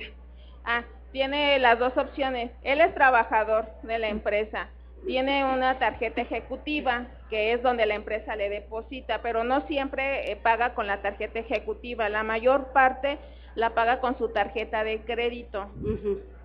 Cuando él regresa de los viajes, nosotros le reembolsamos, pero no hubo una salida anterior de dinero hasta que él regresa. Y por eso tiene la pregunta, ¿cómo lo gasto? O sea, ¿a través de qué medio? Si yo hago un viaje y me llevo mi tarjeta de crédito y estoy financiando al empleador, entonces estoy realizando gastos por cuenta de terceros, con mis medios. Pero si estoy utilizando la tarjeta empresarial, entonces sí es un viático, entonces sí deben de estar timbrados. Yo creo que ahí hay que unificar criterios para ver en qué casos hay que timbrar o no timbrar. Si se va a utilizar ese esquema, lo más transparente sería que utilice su tarjeta de él, el titular como él, no como empresa, porque en el otro caso encuadraría perfectamente lo que estamos viendo. Pero si paga con la tarjeta de la empresa, de todos modos sería viático, porque ahí a final de cuentas es como si pagara directamente a la empresa, no. Y no hay cantidad, ¿verdad? No, pero es que dicen que se le carga cierta cantidad en esa tarjeta. Pero es poco en realidad. Digo, esa nada más por lo regular la utiliza para hacer cargas semanales de gasolina, ¿no? Pero ya cuando sale de viaje, la mayor parte está con tarjeta de crédito de la persona. Habría que ver, porque la parte fina que debemos de considerar, si hay flujo de recursos hacia esa persona. No, hasta que regresa. Pero si no se le hace previamente, entonces no tendría sentido tampoco informarlo, porque aquí lo que se informa es, démosle un nombre que no es fiscal ni está en el comprobante, pero para entenderlo, es como un anticipo que le estamos dando al trabajador, que debe de ser comprobado. Si no se da esa característica en este caso, simplemente está realizando gastos por cuenta de terceros. Ok, gracias. Al contrario. Ahora, Esto seguramente ya lo tenemos claro, pero para que lo tengamos más presente cuando veamos las láminas finales, premio de asistencia y premio de puntualidad. Si me hacen favor del micrófono hacia acá adelante. Premio de asistencia o puntualidad, así de manera directa, ¿es un concepto exento o grabado? De acuerdo a lo que ustedes ya saben hasta el día de hoy. Premio de asistencia y puntualidad. ¿Exento? ¿Quién dice grabado? Premio de asistencia y puntualidad, ¿exento o grabado? O ustedes de plano ese concepto ni lo dan porque nadie llega todos los días ni llega temprano. Y si llega temprano es para comer la torta, ¿no? Nada más para checar. Bueno, pues resulta que supongo que debió haber muchos contribuyentes haberlo hecho en un sentido como para que la autoridad lo incorporara dentro de sus criterios normativos, especificando que premio de asistencia y premio de puntualidad de ninguna manera se considera previsión social que esté incluida en el artículo 7 de la Ley del Impuesto sobre la Renta. La previsión social, a través de esta fracción y de la fracción 12 del 93, se consideran pagos exentos. Entonces aquí ya a través de una definición más profunda, ustedes lo tienen como referencia ahí, nos indica que los premios por puntualidad y asistencia no se encuentran en los supuestos de previsión social porque no tienen naturaleza análoga y en consecuencia no son ingresos exentos de los del artículo 93, porque su finalidad no es hacer frente a contingencias futuras ni son conferidas de manera general. No son conferidos de manera general porque están destinados ¿a quién? O a quien llegue todos los días o a quien llegue temprano. Entonces, nada más para, si alguien tenía alguna duda, premio de asistencia y puntualidad, en términos generales, no es un concepto exento. Pero eso no significa que si nosotros quisiéramos, ya sea voluntariamente o por error, timbrarlos como concepto exento, no se pueda. En la vida real se puede ubicar, insisto, intencionalmente o por error, sí se puede reconocer como un ingreso exento, pero insisto, esto lo vamos a ver en las láminas fiscales, ténganlo presente, por favor. Regresando a viáticos, una pregunta. No hice el primer recibo indicando lo que se le había entregado. Hago uno global. Ajá.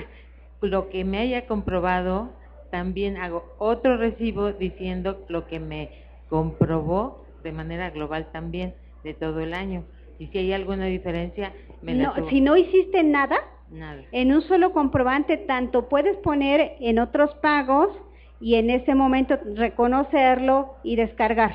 O sea, en uno se puede hacer todo. Okay. Ajá. No es necesario hacerlo dos, aunque si lo quieres hacer transparente también se puede. Ok, gracias. Al contrario. Ahora, llegamos a los pagos de fin de año. ¿Y por qué resulta interesante retomar el procedimiento opcional del artículo 174? Porque, dado que con el esquema de timbrado ya debemos de tener un cuidado especial de no generar saldos a favor que después ya no podamos hacerlo transparente en los comprobantes fiscales. Si utilizáramos el procedimiento general, que está establecido en el 96, en el primer párrafo, nos indica que las retenciones se tienen que hacer de manera mensual. ¿Y por qué se los puse? Porque esto muchas veces se nos escapa y a los programas de nómina todavía más. El cálculo, la obligación de cálculo es mensual, que existen opciones de hacerlo quincenal y semanal, pero bajo ciertas características que los programas muchas veces no respetan. Pero el principio general es hacer el cálculo mensual. Dicho en otras palabras, si en este mes de diciembre estamos pagando el aguinaldo y la prima vacacional y su bono de buen comportamiento y todo lo que queramos hacer, tendríamos que acumular a su ingreso ordinario la parte grabada de todos estos conceptos. Eso sería la mecánica general y por regla general de acuerdo con el 96. Sin embargo, ¿qué significaría? Que en este mes el impuesto calculado sería totalmente disparado con respecto de lo que yo ordinariamente le vengo reteniendo, y que es altamente probable, salvo que sea de los trabajadores con ingresos muy elevados, es altamente probable que se origine un saldo a favor que después tenga que buscar la forma de regresárselo vía compensación propia o compensación colectiva. Es por ello que es momento de evaluar si van a aplicar este procedimiento del 174. ¿En qué consiste? Insisto, esto lo hace el programita, nada más que debemos de configurarlo para que lo haga. Pero la lógica de este cálculo, ¿en qué consiste? En lugar de acumular, de darle el efecto en diciembre, vamos a distribuirlo por todo el periodo en que se devengó, es decir, por todo el año. Entonces significa que en diciembre únicamente voy a acumular ese pedacito de diciembre que le corresponde y al resto voy a aplicarle una tasa de retención ponderada. Entonces, el procedimiento del 174 está resumido en esta lámina de manera muy sencilla. Tengo los conceptos de fin de año. Le voy a pagar aguinaldo y una gratificación especial. Ambos encuadran en la exención de 30 veces la UMA. ¿Y por qué lo digo? Porque la exención se refiere a gratificaciones, no nada más al aguinaldo. Es gratificación por aguinaldo o cualquier otra gratificación. Entonces la sumo, le resto el valor exento, que son 30 veces la UMA, y tengo el gravado. La prima vacacional, exactamente lo mismo. Aquí tendré el gravado que podré acumular a los ingresos ordinarios de diciembre y hacer el cálculo, o utilizar este procedimiento. Este importe gravado lo voy a dividir entre 365 para que tenga un importe diario. Lo voy a elevar al mes, multiplicándolo por 34. Entonces, este es el pedacito que le correspondería de manera mensual. Al ser mensual, lo voy a sumar a sus ingresos ordinarios mensuales, que son 26,500. Tenemos una base de 33 a la que le corresponde 6,075. Ahora, para cuantificar el efecto real de cuánto se le retiene ordinariamente contra este pedazo que le corresponde del mes, pues lo comparamos. Lo que ordinariamente yo le retengo contra lo que acabo de determinar, y representa que 1,658 es el impuesto adicional que se genera por haber acumulado el pedazo que le corresponde de 7,054. Entonces hacemos una simple división. ¿Cuánto representa porcentualmente 1,658 de 7,054? Entonces representa un 23,52%. Este porcentaje es el que le voy a aplicar al monto total gravado, y ese es un impuesto ponderado, es decir, distribuido para todo el año. Entonces, quizá la redacción del 174 sea más larga, pero si lo vemos de manera lógica, resulta muy simple. O sea, en realidad es muy sencillo. ¿Cuánto de más estoy pagando por acumular ese pedazo? Lo convierto en porcentaje, se lo aplico al monto gravado y eso es lo que le voy a retener. De esta manera estaremos evitando que a nivel anual se puedan generar saldos a favor que después podamos tener complicación en devolvérselo al trabajador. Pregunta: ¿le están pagando aguinaldo a una persona que estuvo incapacitada por enfermedad general? Le dio varicela, pues, y se fue varios días. Estos días de su incapacidad por enfermedad general, durante estos días devengó aguinaldo. Recordemos que para efectos de la Ley Federal de Trabajo, por incapacidades que no sean de riesgo de trabajo, se interrumpe la relación laboral. Al interrumpirse, no devenga. Entonces, incapacidades que no sean por riesgo de trabajo, se interrumpe y no se computan para el pago de prestaciones ni de prima vacacional, ni de PTU, ni de aguinaldo. Pero estamos enfocándonos ahorita prima vacacional y aguinaldo. Entonces, como les acabo de decir que se interrumpe por incapacidades que no sean de riesgo de trabajo, ¿qué pasaría con las que sí son por riesgo de trabajo? ¿Se computan? Es así se computan y está totalmente lógico. Ahora, embarazo, ¿se computa o no para el pago de aguinaldo? Ay, ¿qué les cuento? Pues resulta que se consideran efectivamente trabajadas. Entonces es como si se fue a dar a luz, a tener a su hijo, pero para efectos laborales es como si hubiera estado trabajando. Entonces, las que no se van a considerar son las de riesgo, las de enfermedades que no sean derivadas de riesgo de trabajo. Esos son puntos fundamentales, pero hay personas que dicen, no importa, yo quiero hacer feliz a todo mundo, considera todo, como que todo mundo, aunque estuvo incapacitado o no, le vamos a pagar su aguinaldo completo.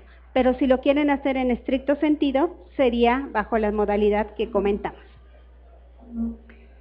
Esto ya lo vimos, ahora sí, vamos a ir aterrizando los resultados.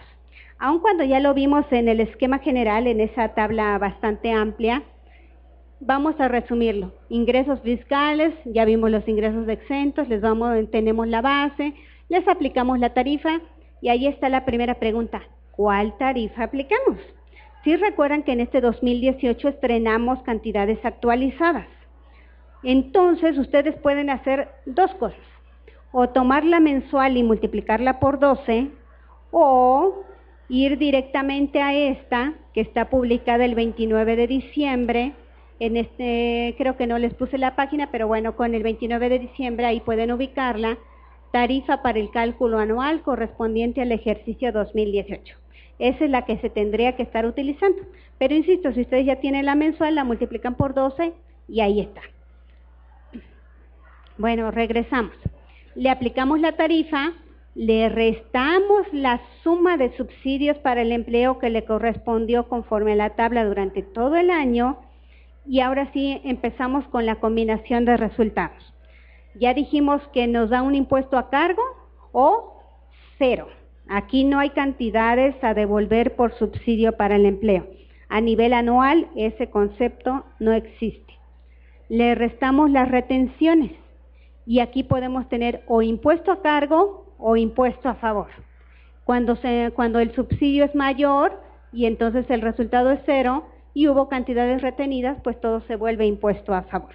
Es aquí, sobre todo con los trabajadores de ingresos bajos, es donde resulta más recomendable hacer el cálculo opcional conforme a lo que acabamos de ver para que no existan retenciones en exceso que den origen a un saldo a favor que después vamos a tener que devolvérselas porque estamos obligados. Recuerden que no es opción, estamos obligados a devolverlo.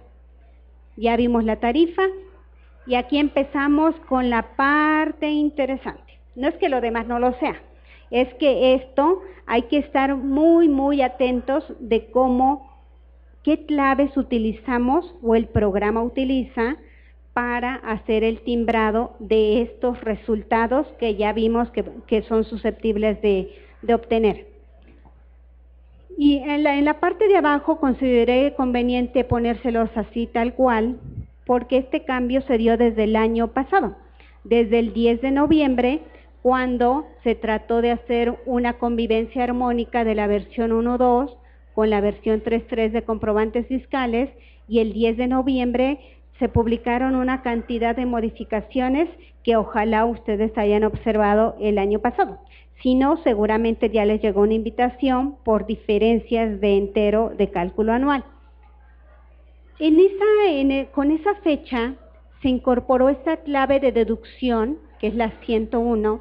¿Recuerdan cuál es la que ustedes utilizan en sus cálculos periódicos? ¿Cuál es la clave de impuestos sobre la renta? 002.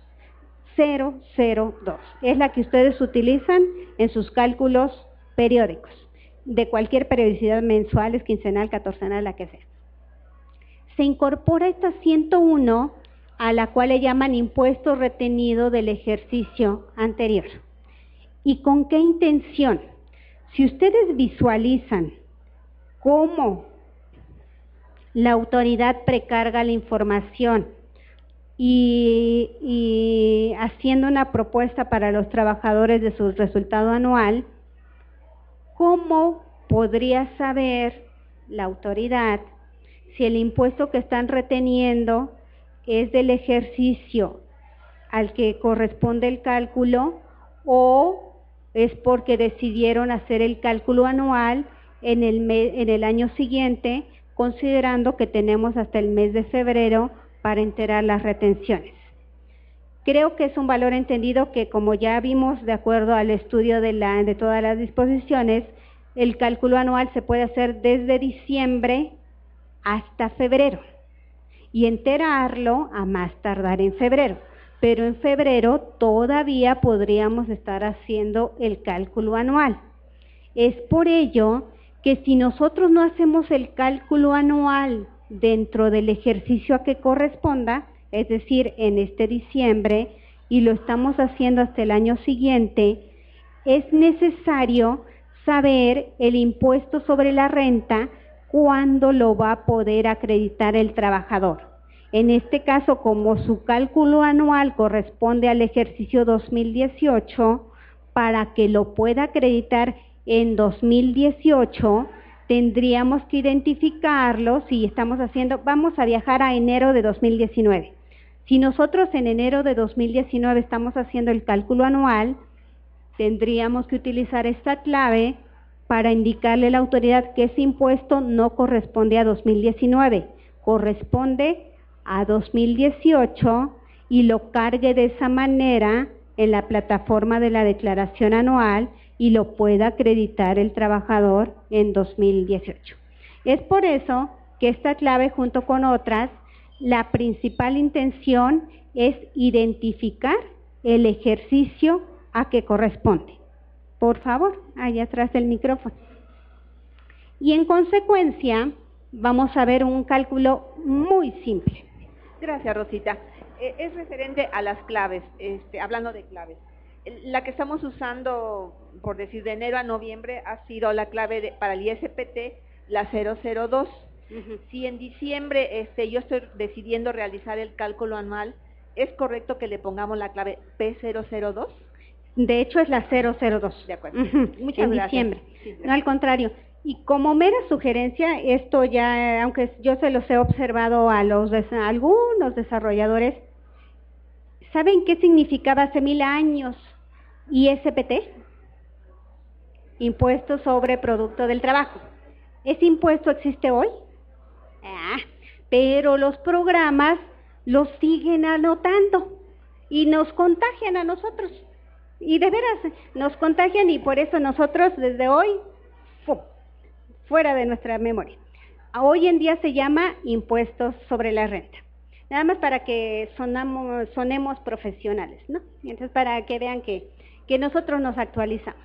Entonces, este impuesto sobre la renta, si hacemos el cálculo, ahorita lo vamos a ver, y este es un cálculo anual, que lo estamos, este es el monto grabado, le aplicamos todo lo que ya vimos, le restamos las cantidades de subsidio al empleo que le correspondió, por el nivel de ingresos no le correspondió nada.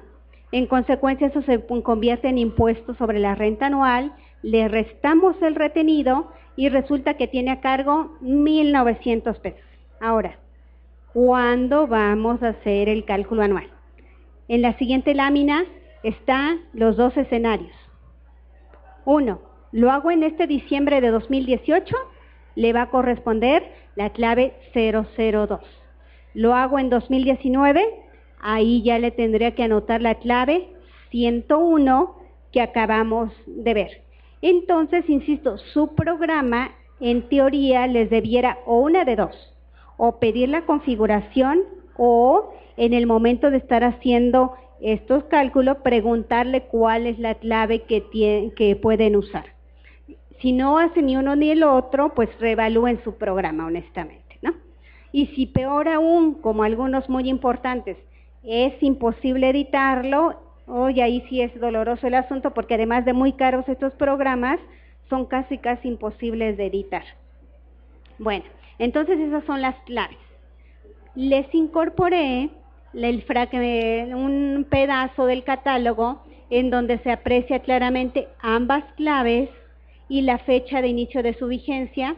Vean que esta última, la 101, congruente con lo que hemos comentado, está vigente desde diciembre de 2017 y que si se usó en el año pasado, todavía con más razón, no debemos de olvidar su existencia en este año y sobre todo si el cálculo lo vamos a hacer en 2019.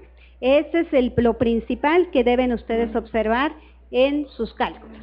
Ahora, conjuntamente con estas incorporaciones de la 101, también se adicionó, recuerdan que les dije, tengan en mente el apartado de otros pagos.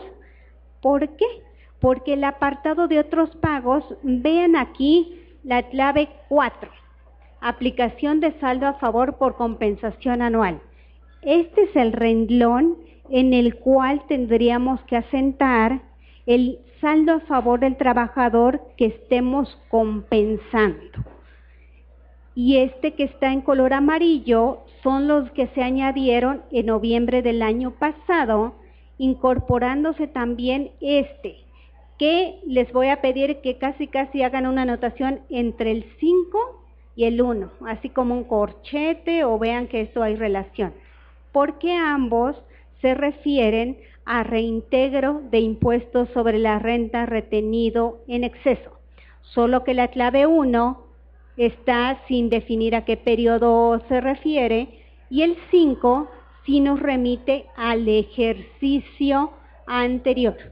Ambos tienen la siguiente condición, siempre que no se haya enterado al SAT. Y si yo les preguntara a ustedes, ¿qué los invita o qué les sugiere ese concepto? Y si lo interpretamos de manera armónica con los videochats que dio a conocer la autoridad cuando recién cuando se modificó esta guía, ambos coincidiríamos que si es reintegro, podría ser, si estoy haciendo cálculos en este diciembre, me di cuenta que en la primera quincena, mejor noviembre, porque aquí todavía no llegamos a la quincena, suponiendo que estamos en noviembre, a finales de noviembre, en donde estamos haciendo el cálculo de la segunda quincena de noviembre. Pero nos damos cuenta que mi programa se volvió loco, hizo retenciones raras en la primera quincena. ¿Cada cuánto dijimos que estamos obligados a efectuar retenciones? Mes. Entonces, estoy en el mes, estoy en posibilidad de corregir cualquier error.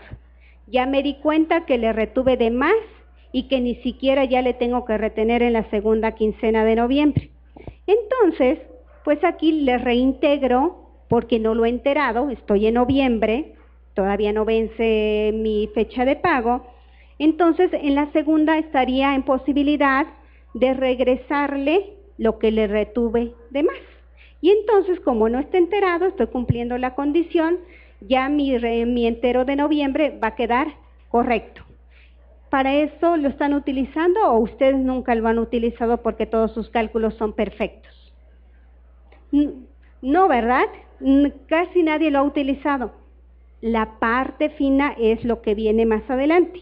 No pierdan de su mente, ya son varias cosas que les pido que tengan en mente, este concepto y pero de manera general la introducción fue indicarles como para qué se está utilizando y que es congruente con el videochat que dio a conocer la autoridad cuando se dieron a conocer estas reformas. Pero tengan en mente tanto la 1 como la 5 y esta es la de saldo a favor, esa es más sencilla. Entonces, nada más en este momento que quede manifiesto de que son de las novedades desde noviembre del año pasado. Ahora sí ya nos vamos a meter de lleno al timbrado. Ya vimos la teoría, ya vimos los principales cambios, ahora nos vamos directamente ya al timbrado.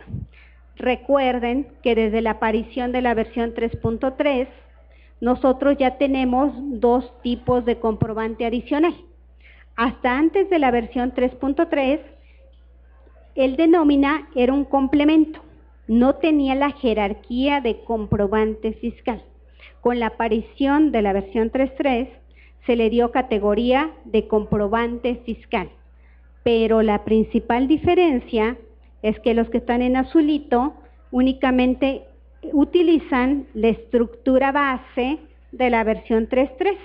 Los que están en anaranjado, además de utilizar la estructura base de la versión 3.3, se les incorpora lo que conocemos como complemento. En este momento estamos ahí. Vamos a enfocarnos en los de nómina. Y en ese sentido, vamos a ver la siguiente dramatización.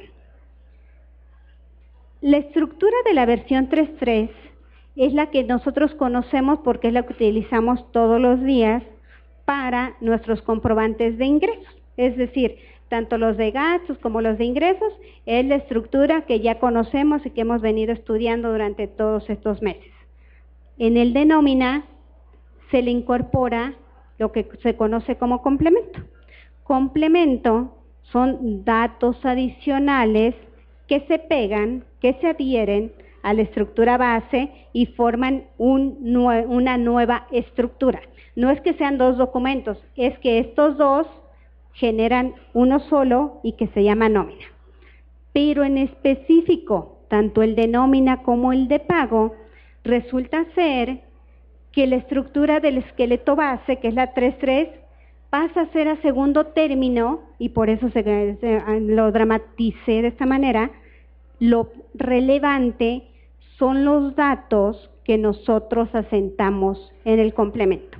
Así que, cuando lleguemos a esta estructura base, verán que hay campos predefinidos para su llenado, es decir, nosotros ya ni nos entretenemos en eso. Nuestro programa de nómina ya lo tiene tan definido que nosotros nos vamos directamente al cargado del complemento, que es en donde nosotros le indicamos a la autoridad cuánto le estamos pagando y cuánto le estamos reteniendo al trabajador. Entonces, esta pequeñita, esta estructura 3.3, lo vamos a ver de manera muy simplificada en una lámina más adelante. Y donde realmente está el interés de la autoridad en este tipo de comprobantes es en este complemento que le llamamos de nómina. Y antes de irnos a un breve receso, vamos a ver este escenario. ¿Por qué es interesante conocer los datos históricos? O al menos para mí me resultan interesantes. Para saber en qué momento estamos y por qué ya no es el mismo escenario del año pasado o antepasado. Aquí tenemos como una línea del tiempo, 2017 y 2018. La versión de nómina que estamos utilizando el día de hoy es la 1.2 y que comenzó su vigencia desde enero del año pasado, en el cual recordemos que se nos dio un margen de transición que fue de enero a marzo y que tendríamos que retimbrarlo a más tardar en abril. O sea, no fue una posibilidad de utilizar la versión anterior, fue como una tregua nada más. Síguela utilizando mientras te preparas y cuando ya estés preparado, retimbras todo en la versión 1.2. Que eso fue una de las principales causas que hayan causado conflicto el año pasado, porque muchos empleadores utilizaron la versión 1.2 en el periodo de margen de enero a marzo y no retimbraron. Lo que se cargó en la plataforma del SAT fue únicamente lo de la versión 1.2, dando como consecuencia que todos aquellos trabajadores que quisieron declarar la totalidad de sus ingresos, no estaba precargada su información en la base de datos del SAT cuando su empleador no retimbró en la versión 1.2. Eso fue uno de los principales problemas el año pasado. Pero afortunadamente, en este 2018, la versión que ha estado vigente desde el origen y hasta el final de este año es la versión 1.2. Luego nos encontramos la versión 3.3.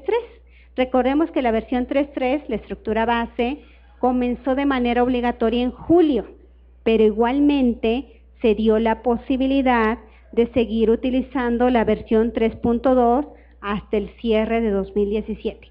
Entonces aquí sí se ven empalmado que 2017 fue una combinación muy interesante, de enero a julio y más aún de enero a marzo, de enero a julio, de julio a diciembre, y si trazáramos una línea del tiempo aquí, en 2018 ya está muy claro, la versión de complemento de nómina es la 1-2 y la versión de la estructura base es la 3-3.